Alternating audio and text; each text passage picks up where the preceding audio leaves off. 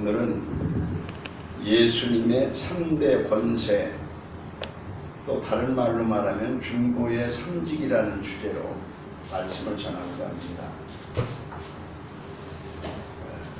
오늘 마태복음 2장 11절의 말씀에 가보면 그 모친 마리아와 함께 있는 것을 보고, 즉 동방박사들이 아기 예수님이 모친 마리아와 함께 있는 것을 보고 보배합을 열어 황금과 유향과 몰약을 아기 예수님께 드렸더라 라는 말씀이 있습니다. 여기 황금과 유향과 몰약은 제사장과 왕과 선지자를 의미하는데, 예수님이 이 땅에서 세 가지 사명을 하실 것을 미리 알려주고 있습니다. 여기에서 먼저 제사장, 예수님은 이 땅에 제사장으로 오셨다. 그래서 제사장을 상징하는 유향, 제사할 때 향을 피우지 않습니까? 그 향을 피우는 거, 유향. 유향은 어떤 것이냐? 유향나무라는 나무가 있는데, 그 나무에 상처를 내면, 나무를 찢으면, 칼로 찢든지 이렇게 찢으면 거기서 진액이 흘러나와 가지고 그 진액이 약재로 쓰는데, 우리 보석에서 보면 호박이라고 하는 거 있잖아요. 황금 색깔 나면서 호박이라고 하는 그것처럼 그렇게 진액이 나오면서 그걸로 치료가 되는데, 어떤 치유가 있느냐면 활혈 치통, 그러니까 피를 활성화시키고 아픈 것을 그치는 그런 효과가 있다는 거예요. 유향은 약재로 쓰는 거죠. 이것이 이디오피아에서 나오는 그런 약재인데, 이디오피아를 중심으로 해서 아프리카에도 나오고 그러는데, 그게 바로 유향나무에서 나오는 진액, 그것이 향기도 나면서 이제 그렇게 하는 거죠. 그 다음에 이제 몰약은 어떤 것이냐? 몰약은 선지자입니다. 선지자를 의미합니다. 그 몰약은 감람나무에서 나오는 진액이다. 그 감람나무는 어떻게 보면 예수님을 의미하기도 하거든요.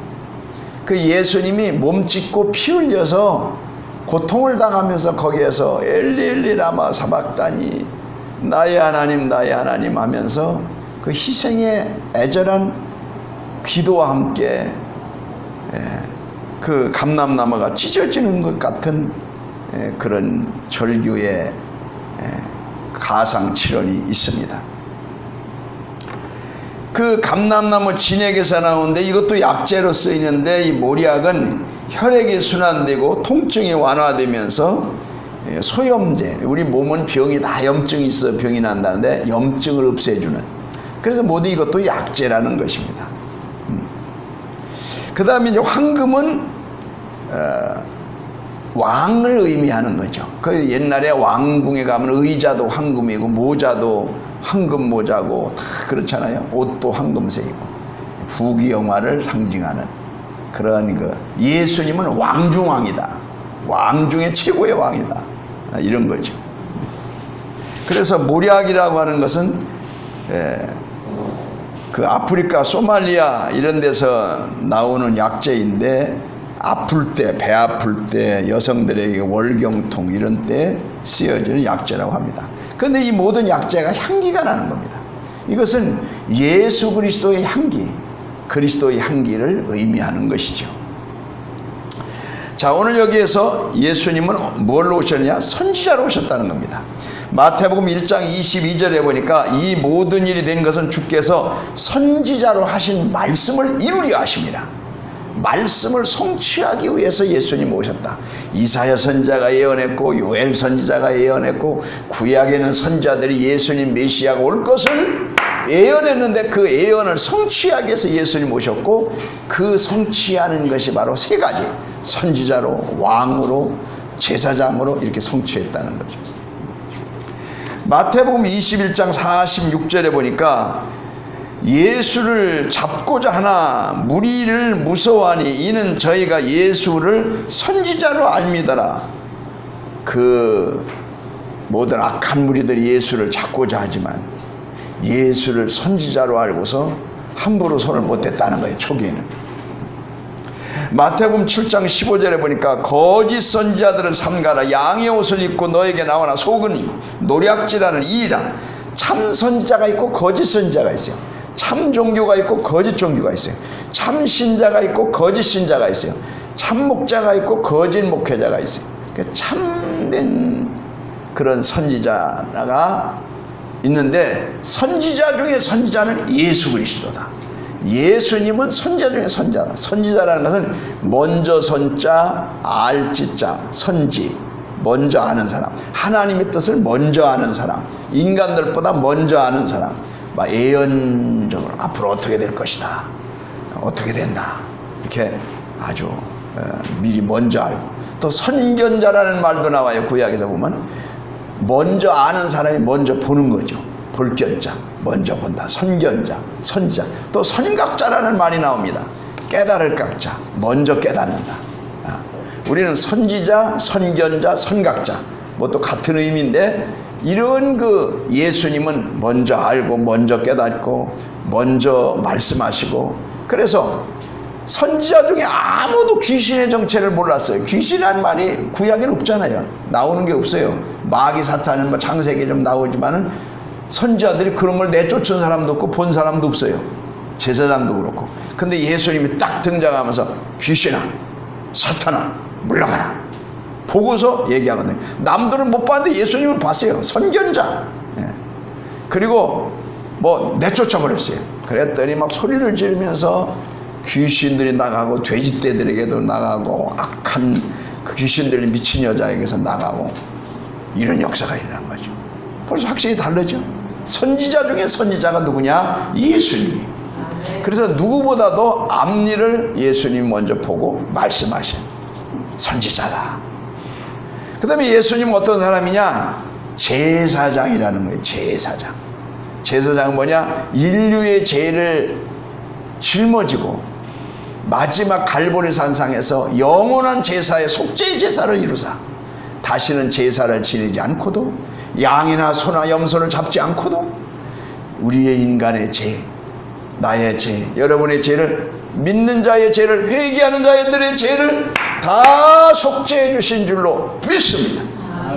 그래서 주님은 영원한 제사장, 그것도 보통 제사장이 아니라 대제사장, 소제사장이 아니고 대제사장, 대선지자, 선지자 중에 선지자, 제사장 중에 제사장, 대제사장.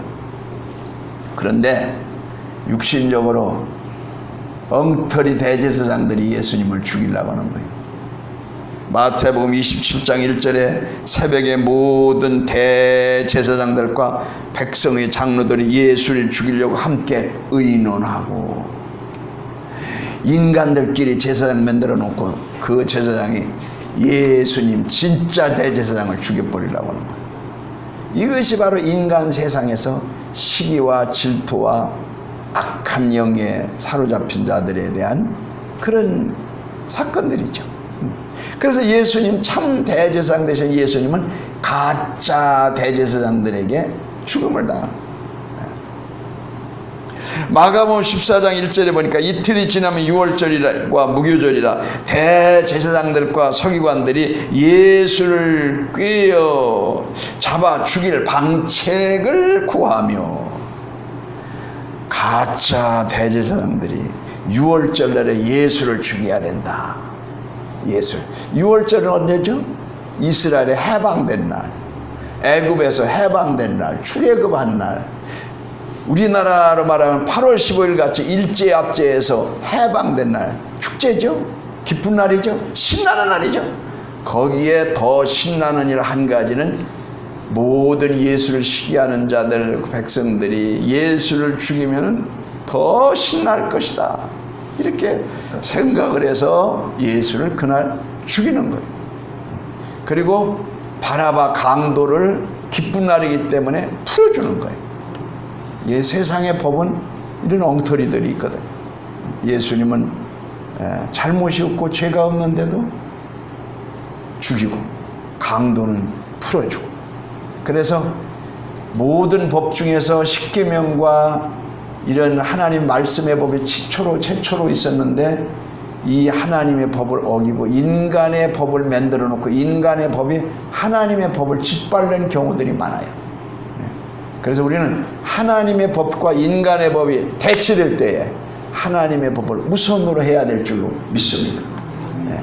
그래서 6.25가 난 이후에 인민군들이 남한을 점령하고 있을 때 그 주일날 일하러 나오라고 그러는데 우리는 예배드려야 되는데 일하러 안 나오면은 크게 징계받고 혼나는데, 그래도 고문을 당해도 핍박을 당해도 매를 맞아도 순교를 당해도 나는 하나님 앞에 가야 된다. 그래서 믿음의 사람들은 교회 나왔어요.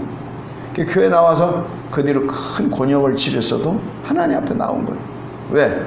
세상의 권력과 하나님의 말씀이 대치될 때 하나님의 편에서 서는 거죠.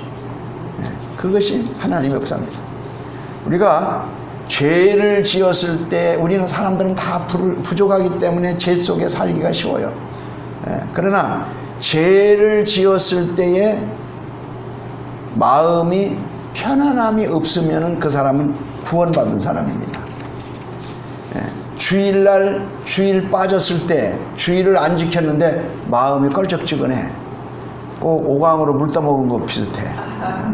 기분이 껄쩍지근해. 그러면은 그 사람은 구원받은 사람이에요.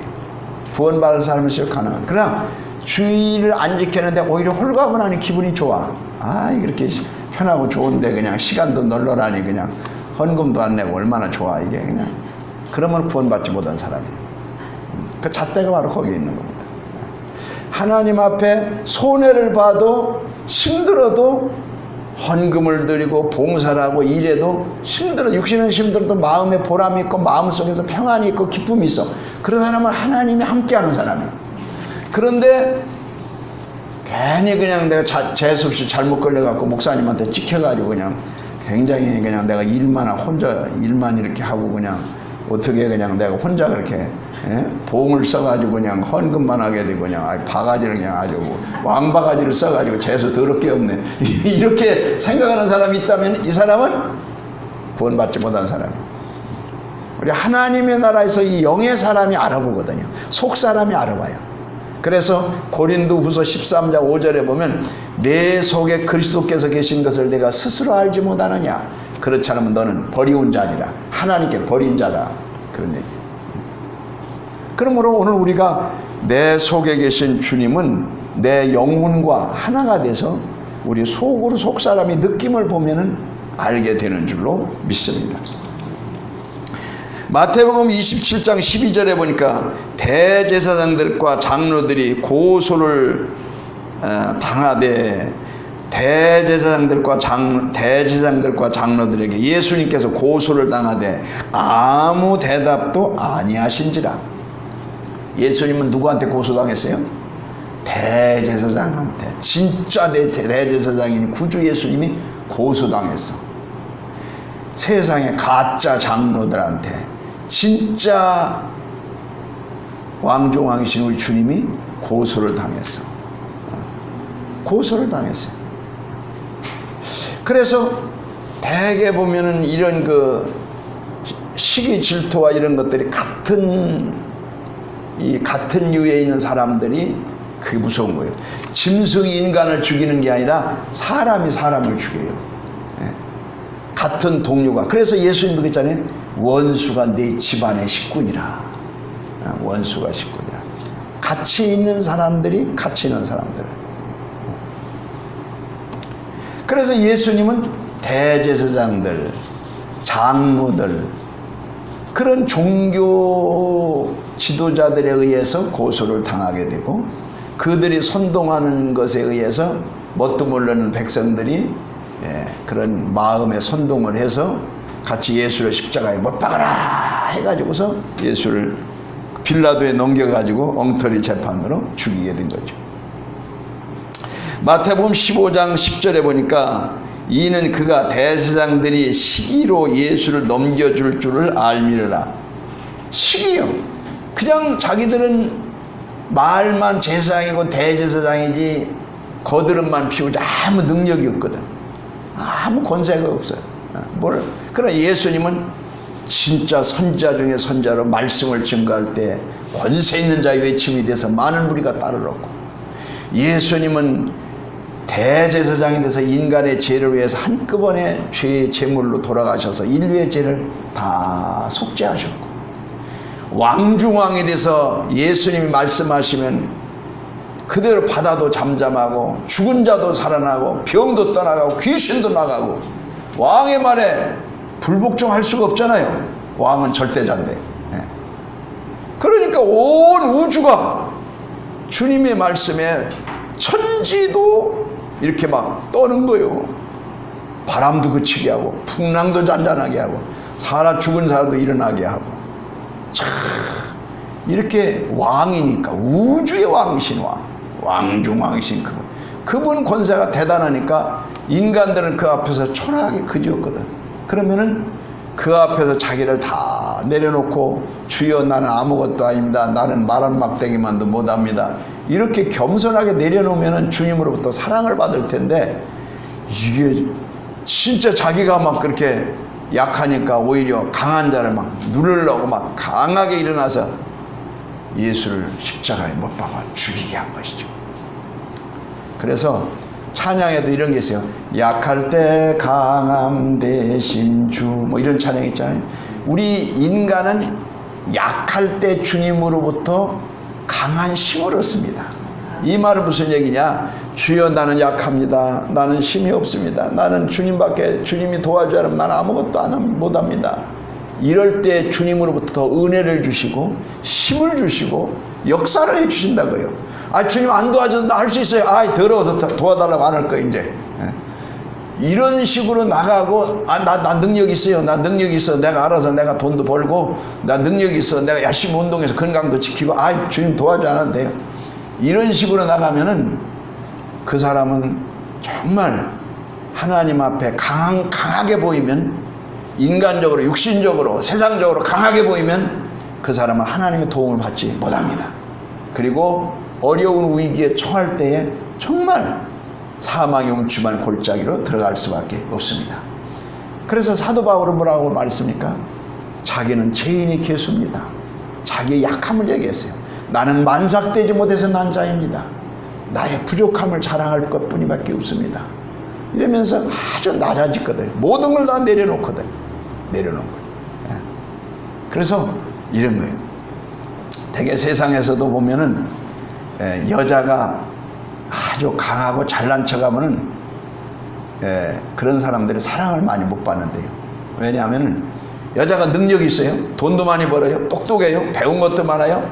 말도 잘해요. 그러면 너 알아서 열심히 살아. 그래서 남자가 돈도 벌어다 안 준대요. 별로 그냥 그 능력 있고 힘 있으니까 알아서 열심히 해. 이러고 남자는 그냥 농땡이 부려가면서 돈이나 뜯어가고 용돈이나 타가고 돈도 안 갖다 주고. 그래서 여자가 능력 있는 사람이고 직업이 튼튼한 사람일수록 남자들은 그냥 건달처럼 노는 사람 백수들이 많대. 다 그런 건 아니지만 그런 사람이 많대. 근데 여자가 나는 아무것도 못해요. 당신 없으면 나는 쓰러져요. 그리고 약하면 그래 내가 벗어붙이고 노가다라도 해서라도 먹여 살려야지.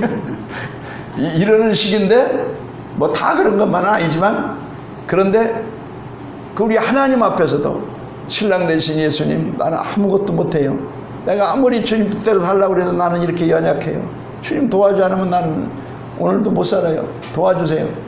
이렇게 할 때 은혜도 주시고 능력도 주시고 역사도 일어난다는 거예요.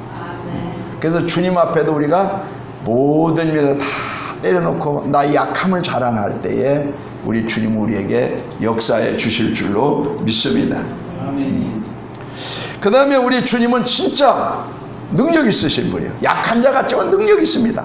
십자가에서 어이없이 6시간 동안 고난당하고 어이없이 죽을 때 제자들이 다 도망가 버리고 이럴 때 보면은 너무 허무하게 약한 것 같아요. 세상 권력이나 힘 있는 자들 앞에서 아무것도 아닌 것 같아요. 그런데 주님은 실제 능력자요. 죽음을 이기고 사망을 깨뜨리고 일어났어요. 살아났어요. 부활하셨어요. 승천하셨어요. 왕중왕이 된 줄 믿습니다. 마태복음 14장 1절의 말씀 보니까 그때에 분봉왕 헤롯이 예수의 소문을 듣고 예수를 죽이려고 했어요. 언제? 예수님이 태어났을 때. 시시한 그 분봉왕 헤롯이, 그 악한 분봉왕 헤롯이 로마 시저 황제로부터 유대인의 왕이라고 그 분권의 권세를 준 분봉왕 그 헤롯이 예수가 나타났다는 소식을 듣고 그가 예수를 죽이려고 했어요. 아기 예수님이 왕이신 진짜 왕이 나타났는데 죽이려고 했어요. 그러나 성령께서 인도하셔서 애국으로 피하셨잖아요. 피하셨죠. 왕이 왕을 죽이려고 한 거예요. 시시한 왕이 진짜 왕을 죽이려고 한 거예요. 왕중왕을 죽이려고 하는 거예요. 이게 계란 가지고 바위를 깨치려고 하는 거지 말도 안 되죠.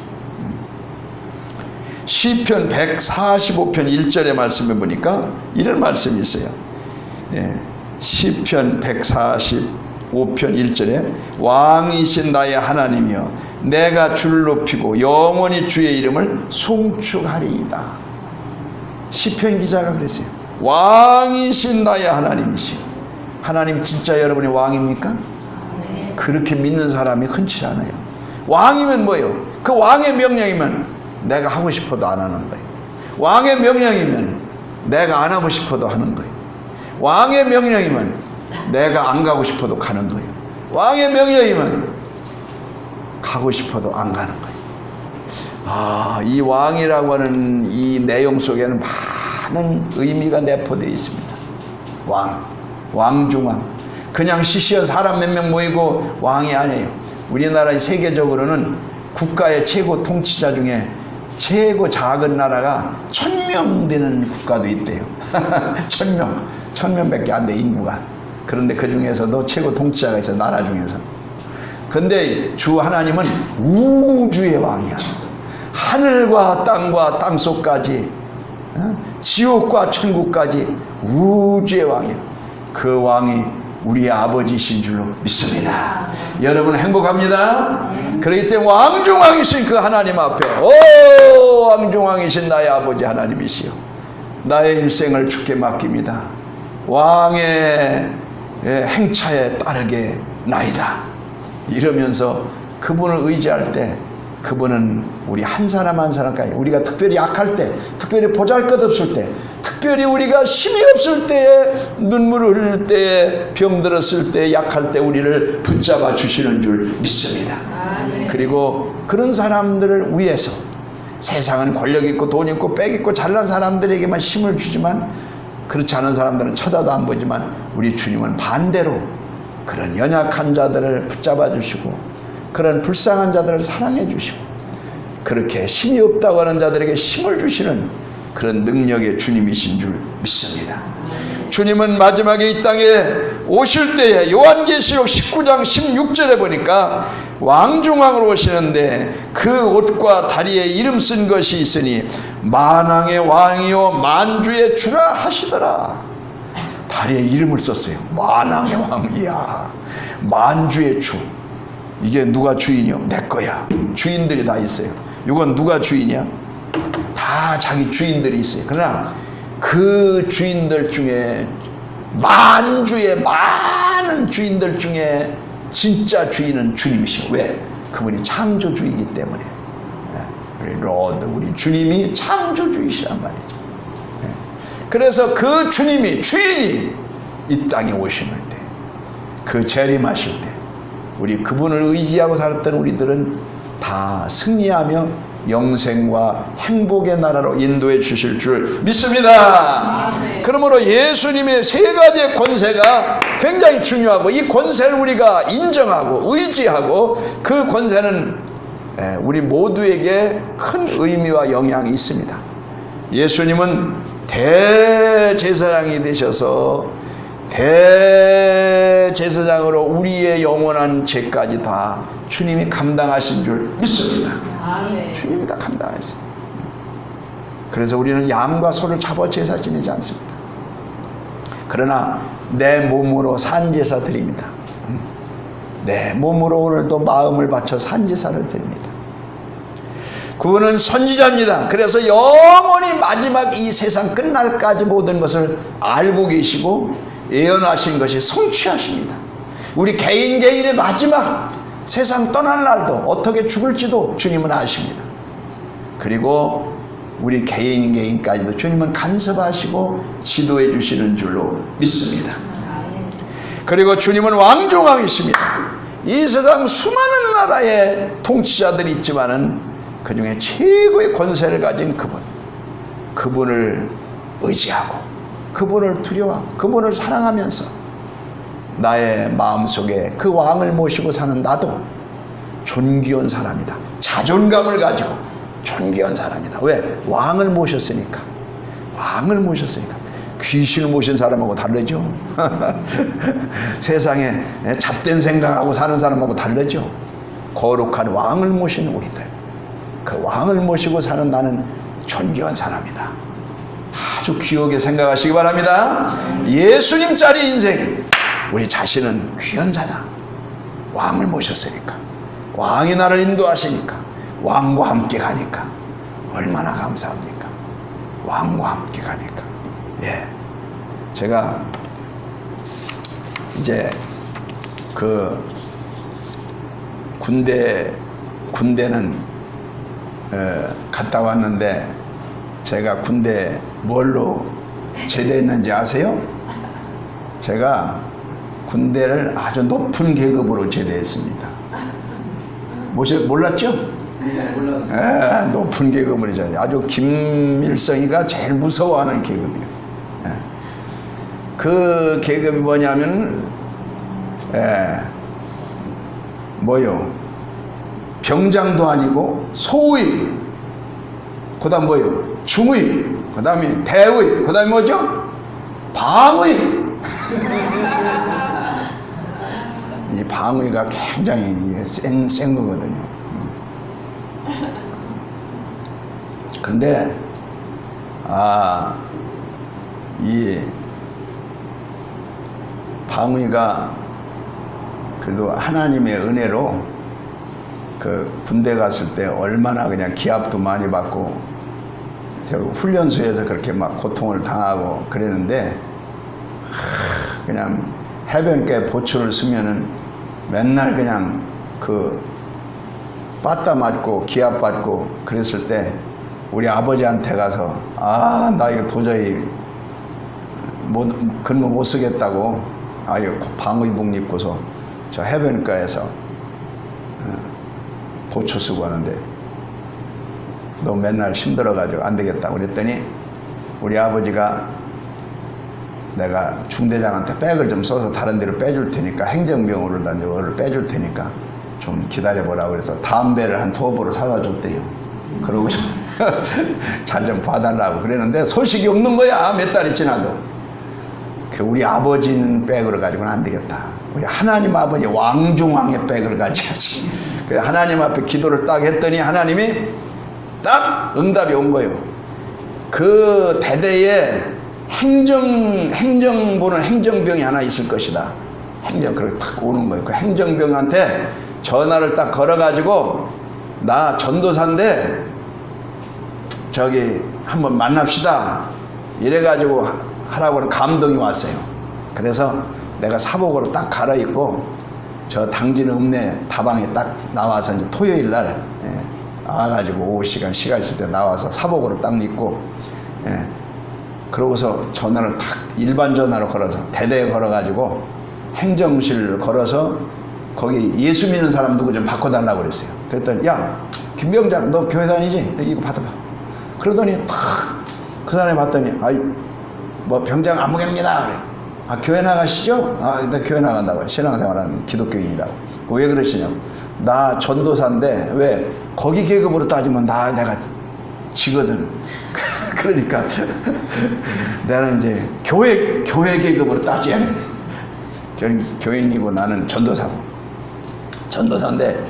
좀 차 한잔 하고 좀 할 얘기가 있으니까 잠깐 나오실래요? 그랬더니 나왔어요.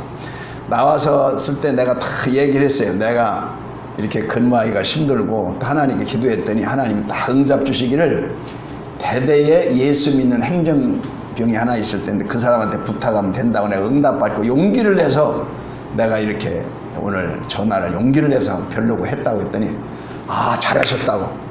그럼 내가 저 다른 지역에 그 행정병으로 내가 이렇게 해주겠다. 그러더니 일일 발령 내가지고 그냥 당진에서 합독으로 탁 발령 내가지고 거기에서 기관 근무를 할 수 있게 해준 거요. 할렐루야. 할렐루야. 당장 그냥 그래서 그 다음부터는 기합이라는 게 없어. 그냥 서류만 들고 왔다 갔다 하고 이렇게 해가지고 대대 왔다 갔다 전령으로 다니면서 서류 갖다 주고 이런 거 사무 처리만 하지. 얼마나 하나님 빼기 능력 있어. 육신의 아버지는 마음만 안타깝지 담배 몇 프로 사다 줘도 소용없어. 하나님 역사가 놀라운 거야. 그래가지고서 거기서 있으면서 합독장로교회 개척도 하고 성령의 역사로 주일날 쉬니까 거기서 예배도 드리고 그래서 하나님 역사를 하셨어요. 내가 이 얘기를 왜 하느냐, 육신의 부모님이 귀하고 사랑이 많지만 능력은 한계가 있는 거라. 하늘에 계신 아버지 하나님, 육신의 이 세상에 있는 대통령도 왕도 능력의 한계가 있어서 백성들을 다 살리지 못하지만 왕중왕이신 우리 주님은 아버지의 자녀인 그 백성들을 하나님의 뜻이 있으면 살리시고 기적을 일으키시고 문제도 해결하시고 역사하는 줄로 믿습니다. 그러므로 우리 하나님 앞에 왕중왕이신 그분을 의지하면서 나는 힘이 없습니다. 주여 도와주세요. 나는 약합니다. 대제사장 되신 주님이시여 나의 모든 죄를 씻으시고 나의 앞길을 선자 되신 우리 주님께서 인도해 주시옵소서. 이렇게 해서 일생을 주께 맡기는 저와 여러분이 되기를 예수님의 이름으로 축원합니다. 할렐루야. 기도하겠습니다.